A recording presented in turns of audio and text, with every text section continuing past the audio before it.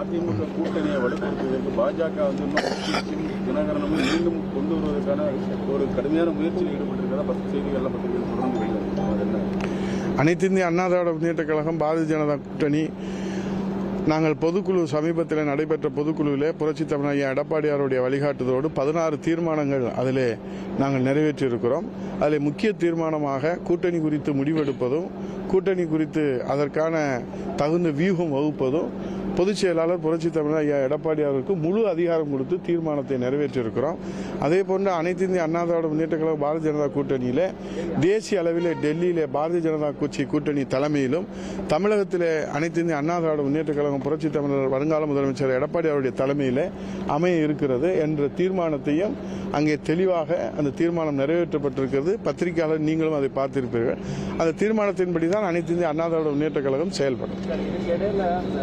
TTV Dinakaran அண்ணாமலைலாம் ஏதோ ஜெயலலிதாவுக்கு ஆலோசகராக தெரிஞ்சவர் அப்படின்லாம் பாராட்டுறாங்க. கூட்டணியில் நீங்கள் இருக்கும்போதே அண்ணாமலை வந்து இந்த மாதிரி ஓபிஎஸ் தினகரனை உங்களோட சந்திக்கிறாரு, அவனை பாராட்டுறாரு, இதை எப்படி பார்க்குறீங்க?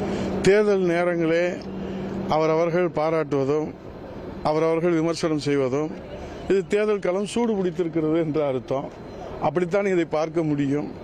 ஆகவே யாருக்கு தெரிந்த செய்தி அவரவர்களுக்கு தெரிந்த செய்தியை அவரவர்களுடைய பாணியிலே பகிர்ந்து கொள்கிறார்கள். அதை நாம் யாரும் குற்றச்சாட்டாக சொல்ல முடியாது. ஆகவே அனைத்து இந்திய அண்ணா திராவிட முன்னேற்ற கழகம் பாரதிய ஜனதா கூட்டணி வெற்றி கூட்டணியாக இருப்பதைக் கண்டு ஆளுகிற கட்சி நடுநடுங்கி போயிருக்கிறது. இதுதான் உண்மை நிலவரம். ஆகவே ஆளுகிற கட்சி நடுக்கத்தை ஏற்படுத்தியிருக்கிற இந்த வெற்றி கூட்டணியை வெற்றிகரமாக வழிநடத்துகிற பொறுப்பை புரட்சித் தலைவர் எடப்பாடியார் என்கிற சாமானிய தொண்டர், ஒரு தொண்டர் நாடாள முடியுமா என்ற புதிய இலக்கணத்தை படைத்து நாடு போற்றுகிற நல்லாட்சியை நலத்திட்ட நாயகராக ஒரு வரலாறு படைத்திருக்கிறார்கள். ஆகவே அதை வரவேற்பவர்கள் எல்லோரும் வரவேற்கிறார்கள். அதை இன்னும் மீண்டும் அதை மலரச் செய்ய வேண்டும் என்று, அந்த உறவு மலரச் செய்ய வேண்டும் என்று நினைப்பவர்கள் மலரச் செய்கிறார்கள். தேர்தல் காலங்களிலே வருகிற விமர்சனங்களுக்கும் தேர்தல் காலங்களிலே வருகிற பாராட்டுகளுக்கும் நாம் ஒவ்வொன்றுக்கும் பூத கண்ணாடி வைத்து தேடி படித்து அதற்கான அரசியல் காரணங்களை எல்லாம் கண்டுபிடித்து சொல்லிக் கொண்டு இருப்பதற்கு யாருக்கும், எந்த அரசியல்வாதிகளுக்கும் நேரமில்லை. மக்களை சந்திப்பதற்கே யாருக்கும் நேரமில்லை. ஏனென்றால் இன்றைக்கு 175 தொகுதியிலே நேரடியாக சென்று சந்தித்த ஒரு வரலாறை இனிமேல் எந்த தலைவரும் முறியடிக்க முடியாது. புரட்சித் தலைவர் எடப்பாடியாருடைய வரலாற்றை இனிமேல் எந்த தலைவரும் முறியடிக்க முடியாது.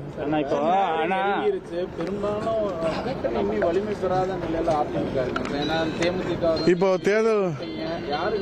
தேர்தல் களத்தில் முந்தி செல்கிறது அனைத்து இந்திய அண்ணா திராவிட முன்னேற்ற கழகத்துடைய கூட்டணி. உங்களுடைய எதிர்பார்ப்புகளுக்கெல்லாம் நல்ல பதிலை தான் இந்த நடந்து முடிந்த கழக செயற்குழு பொதுக்குழுவிலே தீர்மானமாக நிறைவேற்றியிருக்கிறோம். பிரகாசமான வாய்ப்பு இருக்கிறது என்பதை ஒத்த கருத்துடைய அதில் அந்த செயற்குழு நிறைவேற்றப்பட்ட தீர்மானங்களை உங்களுக்கு நினைவுபடுத்துகிறேன். புரட்சித் தலைவர் எடப்பாடியாரை முதலமைச்சராக ஏற்றுக்கொள்கிற கட்சிகள், ஒத்த கருத்தோடு இணைந்து பணியாற்றுகிற கட்சிகள், மக்களுக்கு சேவை செய்கிற மனப்பான்மையோடு உள்ள கட்சிகள். ஆகவே அந்த ஏற்றுக்கொள்வதோடும் மன ஒத்து பணியாற்றுவதற்கு தயாராக இருக்கிற கட்சிகளோடு கூட்டணி அமைக்குவதற்கு பிரகாசமான வாய்ப்பு இருக்கிறது என்பதை கழக செயற்குழு பொதுக்குழுவிலே நிறைவேற்றப்பட்ட தீர்மானம் நிச்சயமாக அது தீர்க்கமாக நிறைவேறும். நம்பிக்கையோடு தை பிறந்தால் வழி பிறக்கும் என்பதை நம்பிக்கையோடு இருக்கிறோம். அதிமுக முன்னாள் அமைச்சர் எல்லாருமே விஜய் சாஃப்டா தான் டீல் பண்றாங்க. சோ விஜய் என்ன கூட்டணிக்கு வருவாங்க நம்புறீங்க சார்? யார் யார் கூட்டணிக்கு வருவார்கள் என்பதை ஜாதகம் பார்த்து நான் சொல்ல முடியாது. எல்லோரும் திராவிட முன்னேற்ற கழகத்தை எதிர்ப்பவர்கள் எல்லோரும் அண்ணா திராவிட முன்னேற்ற கழகத்து தலைமையிலான கூட்டணியிலே அண்ணா திராவிட முன்னேற்ற கழக தலைமையை ஏற்றுக்கொள்கிற, புரட்சித் தலைவர் எடப்பாடியாரை முதலமைச்சராக ஏற்றுக்கொள்கிற அனைவரையும் அண்ணா திராவிட முன்னேற்ற கழக தொண்டர்களும் தமிழ்நாட்டு மக்களும் வரவேற்பதற்கு தயாராக இருக்கிறார். முதலமைச்சராவதை எந்த சக்தியாலும் தடுக்க முடியாது. என் ரத்தத்துல தாவேக தலைவர் விஜயை முதல்வராக்குவதான் என் ரத்தத்துல ஓடிட்டு இருக்குன்னு செங்கோட்டையன் சொல்றாரு. அப்படியா? நான் அதை பார்க்கலையே. அப்படி பார்க்கல. பார்த்ததுக்கு அப்புறம் விவரம் வளர்ச்சி எப்படின்னு பாக்குறீங்க? அதாவது ஜனநாயக நாட்டில் தேர்தல் காலத்தில் திருவிழாவில் எல்லாரும் வரதான் செய்வாங்க. திருவிழாவில் நீங்கள் வரக்கூடாது அவங்க வரக்கூடாதுன்னா யாரும் தடை சட்டம் போட முடியாது. திருவிழாவில் வர்றவங்களெல்லாம் வரவேற்போம்.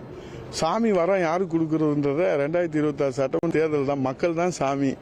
மகேசன் தீர்ப்பு, மக்கள் தீர்ப்பே மகேசன் தீர்ப்பு. ஆகவே சாமி வரம் கொடுக்கிற தீர்ப்பை பொறுத்து தான் யார் யாருக்கு யார் யாருன்றத, யார் யாருக்கு எந்த இடம்ன்றத சாமி தான் தீர்மானிக்கணும். இறைவன் தான் தீர்மானிக்கணும், மக்கள் தான் தீர்மானிக்கணும், மகேசன் தான் தீர்மானிக்கணும். பாஜக 80 இடங்களுக்கு மேல தயாராயிட்டாங்க. அமித்ஷாட்ட போய் அந்த பட்டியல்லாம் கொடுத்துட்டாங்க. நீங்க மணி பக்கத்துல இருந்து பாத்தீங்களா? அத என்ன மணி இப்படிலாம் கேள்வி கேட்டீங்கன்னா எப்படி சொல்ல முடியும்? அதெல்லாம் வந்து தலைமை பேசுறதெல்லாம் நம்ம தொண்டர்கள் பார்க்கணும், வரவேற்கணும், அதற்கு பாராட்டு தெரிவிக்கணுமே தவிர அதை விவாதிக்க முடியாது. மணி அவங்க எல்லாம் பொறுத்திருந்து பாருங்க. உங்களுக்கு தலைப்பு செய்தியா சொல்லுவாங்க. பாரதிய ஜனதா தேசிய கட்சி எத்தனை இடங்களிலே போட்டியிடுகிறது, அண்ணா திராவிட முன்னேற்ற கழகம் எந்தெந்த தொகுதியிலே எத்தனை இடங்களிலே போட்டியிடுகிறது, மற்றும் கூட்டணி கட்சிகள் எல்லாம் எத்தனை இடங்களிலே எந்தெந்த தொகுதியிலே போட்டியிடுகிறது என்பதை தலைப்புச் செய்தியாக புதிய தலைமுறை உள்பட அனைத்து செய்திகளிலும் வரக்கூடிய வகையிலே தான் புரட்சி தமிழர் ஐயா எடப்பாடியார் வருங்கால முதலமைச்சர் அவர்கள் அறிவிப்பார்கள். 2026 உங்களுடைய பிக்கெஸ்ட் எனிமி யாரு? டிவிகேவா டிஎம்கேவா? அண்ணா திராவிட முன்னேற்ற கழகத்தினுடைய ஒரே எதிரி திமுக. மக்கள் விரோத திமுக. டிவிகே எங்க எது டிஎம்கே தான் சொல்லுது, நீங்களும் திமுக தான் சொல்லுங்க. எல்லாரும் வருவாங்க. நாங்களே எங்க 54 ஆண்டுகளா சொல்லிக்கிட்டு இருக்கோம். திமுகவினுடைய மக்கள் விரோத ஆட்சி, திமுகவுடைய குடும்ப ஆதிக்கத்தினுடைய வாரிசு அரசியல், சர்வாதிகாரம், ஹிட்லர், முசோலினி, இடியமன், இதெல்லாமே நாங்க ஒழிக்கணும்னு யார் சொன்னாரு? மன்னாதி மன்னன், மக்கள் தலைவன், பொன்மன தலைவன், புரட்சி தலைவர் எம்ஜிஆர்.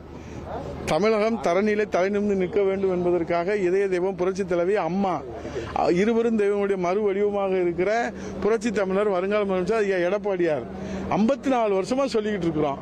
நிச்சயமாக அதற்கு இந்த 2026 தேர்தலிலே விடிவாக கிடைக்கும். 1000 கலைஞர் வந்தாலும், 1000 ஸ்டாலின் வந்தாலும், 1,00,000 உதயநிதி ஸ்டாலின் வந்தாலும், அண்ணா திராவிட முன்னேற்ற கழகம் புரட்சி தமிழர் ஐயா எடப்பாடியார் தலைமையிலான வெற்றி கூட்டணி ஆட்சி அமைப்பு